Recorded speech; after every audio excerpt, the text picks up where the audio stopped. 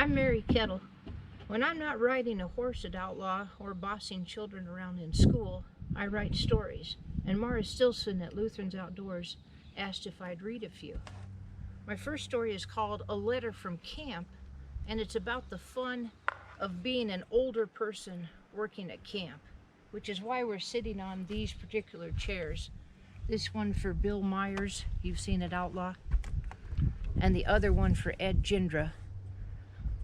We've known so many wonderful older people who have worked at camp, and I'm proud to be one of them.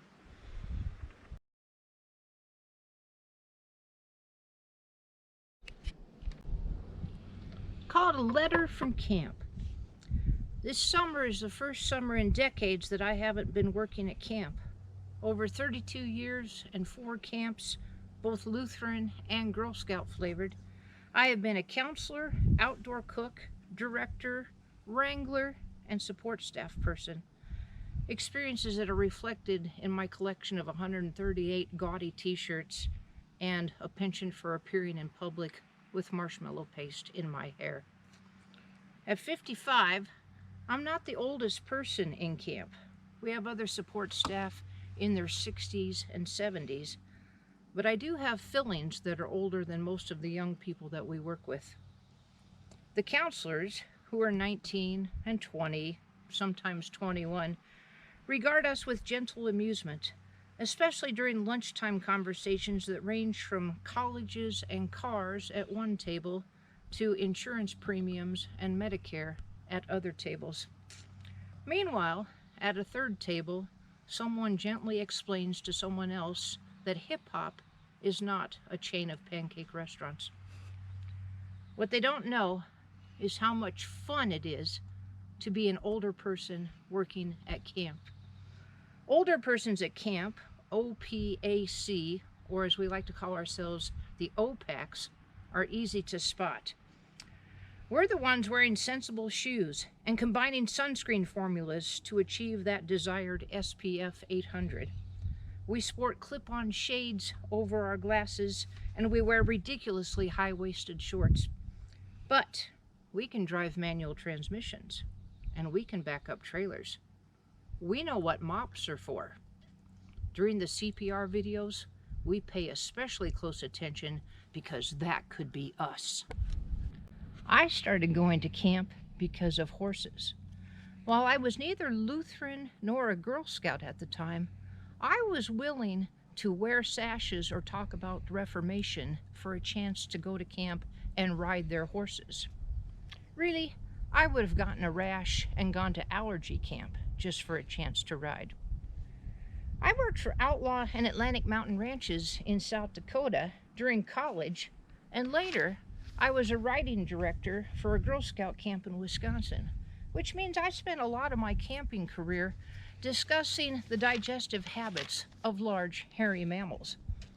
I also spent 4 summers at a Girl Scout camp in Alaska, which, although it didn't have horses, did have many fine glaciers. Luckily, I've always liked glaciers, although not enough to go to glacier camp. Packing for camp has changed a lot in the last 3 decades.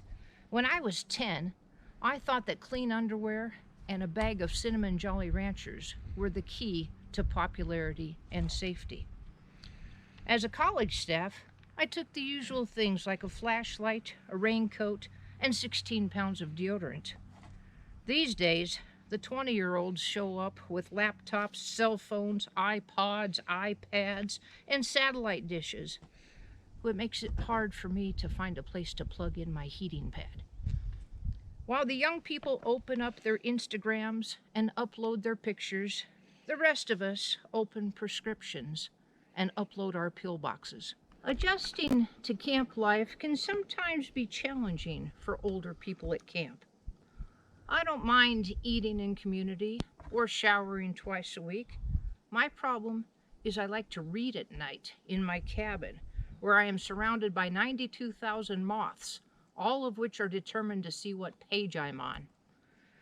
Huddled in the bottom of my sleeping bag with a flashlight so dim that I might as well be reading by the light of distant planets, my comprehension declines considerably.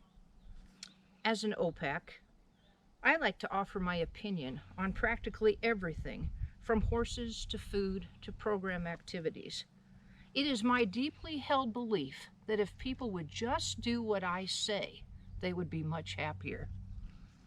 After so many years at this camp, I have already dropped, broken, backed over, fallen off, lost, or set on fire practically everything that I warn people about. You would think that being named girl most likely to need a tetanus shot would carry some weight around here. As it is, the staff just humor me. Yes, yes, ketchup is dangerous. We promise not to run with it. When I try to explain how we ran camp in the olden days, they just ignore me again. Sure, you guys used to have fun with rocks, but we have frisbees now. One of my favorite parts of camp is the singing. Having played guitar for Lutherans and Girl Scouts for so many years, I know hundreds of songs about the Holy Spirit, women's empowerment, and the place of all God's critters in the choir. Unfortunately, it's the silly songs that stick in my head and pop out unbidden months later in line at the pharmacy. Called myself up on the phone just to see if I was home. I can't remember my social security number or my banking password from day to day, but I will be hosanning and hallelujahing until the end of time. If you had told me 30 years ago that I would still be at camp with my horse, wearing an ugly t-shirt and combing my hair slightly to the left to cover the marshmallow, I would not have believed it. And if you had told me last year that I would not be here, gathering horses, dispensing helpful advice, I would not have believed that either. And so I'm telling you now, we will be here again. The old and the young, the staff, the campers, all of us. We will light fires and chase children. We will drink coffee and tie-dye t-shirts. We will eat and pray and admire each other's babies again. And we will sing. Oh, how we will sing.